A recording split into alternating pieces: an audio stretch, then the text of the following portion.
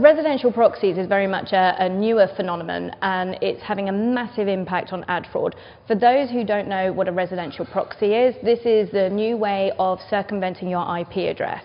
And it's done largely without you knowing it, which makes it even more concerning to consumers and also to big brands who are advertising. In essence, this is where a VPN, as part of their T's and C's, get you to agree to resell your IP address onto other VPNs, and without you knowing, you suddenly become a, shall we say, marker in between the two, which allows somebody to circumvent their location by using you. So anybody who's ever downloaded a VPN, who's used it, paid for or free, they're at risk.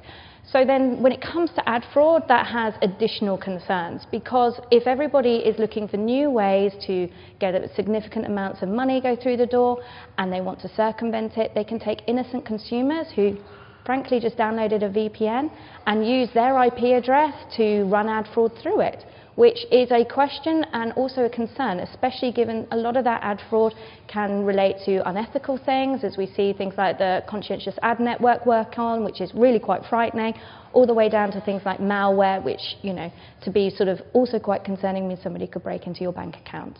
So if only we knew the scale of the problem in full length, that's the challenge. But what we do is we see around honeypot traps. So in essence, we're creating traps to see how many people are going to go through this.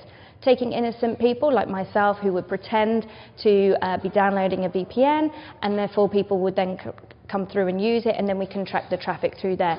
One of the things that's most concerning is that we're seeing a huge level of sophisticated invalid traffic going through that. Almost 50% of the level that you see in normal invalid traffic is running through on this way.